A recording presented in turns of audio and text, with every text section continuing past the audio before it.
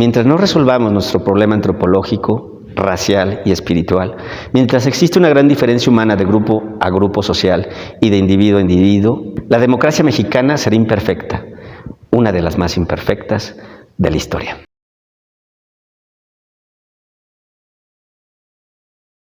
Hay una clasificación ya clásica sobre las culturas mesoamericanas, que son prehispánicas, porque hay dos grandes puntos, que es tanto la parte andina como la parte mesoamericana, donde crean las grandes culturas. En esta parte mesoamericana, esta clasificación clásica es el periodo preclásico, clásico y posclásico. El periodo preclásico iría como del 2300 al año 2300 a 100 a.C., con culturas como la olmeca, algunas culturas del occidente, indígenas, que van a dar pueblos como los purépechas. Después está el clásico con los teotihuacanos, mayas, que va como del 100 a.C. al 900 después de Cristo. Teotihuacán, los toltecas, los mayas también están. Y después se da el periodo posclásico, que va prácticamente desde el siglo IX hasta 1521, que es la caída de México Tenochtitlan, donde la principal cultura que más florece es la cultura náhuatl. Son pueblos que tienen algunos casi un panteón igual.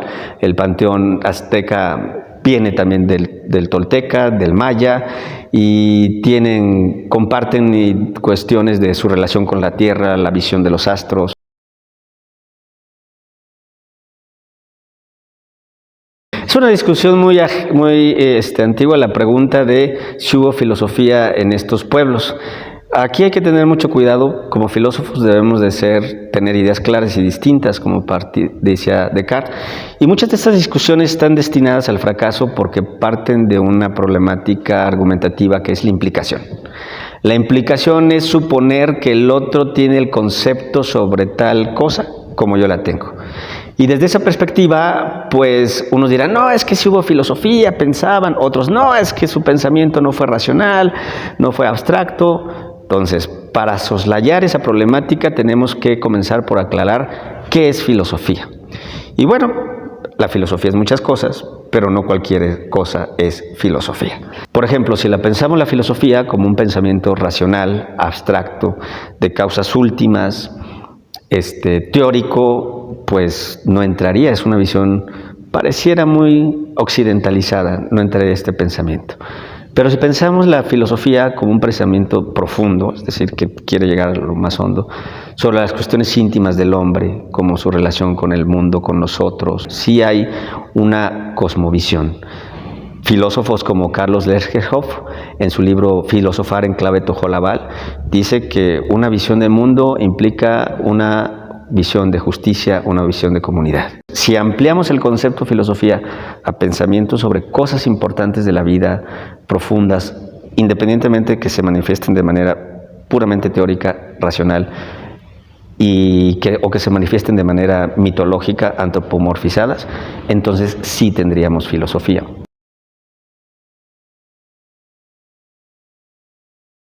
Y los aztecas, bueno, tienen muchos pensadores, los famosos Tlanatinime, que son los sabios, los que saben algo, y uno de esos grandes es considerado el emperador poeta, Nezahualcóyotl. Él tiene unos pensamientos muy profundos,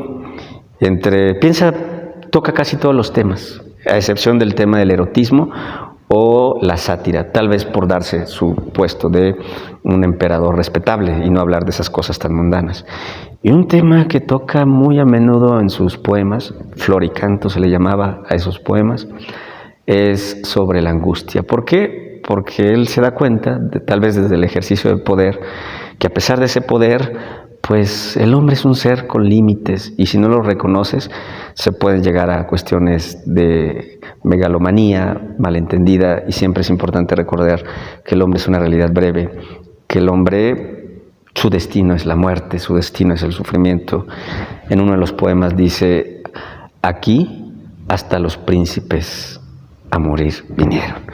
Más que llevarnos a mi postura Nezahualcóyotl a una cuestión trágica, fatídica, yo creo que es más que todo un llamado de atención de tener cuidado de no tener aires de grandeza.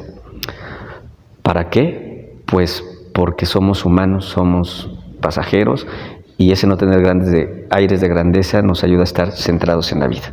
Entonces, esa angustia es una angustia creadora más que abatidora.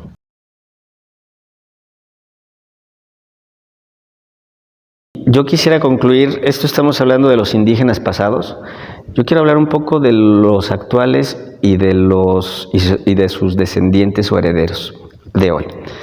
Desgraciadamente vivimos en algunas partes, en México, y cada vez más preocupante, de una adoración del indígena o de lo indígena, pero del pasado. El presente y sus herederos son mal vistos. Desde la conquista se les despojó de poder, de muchas cosas.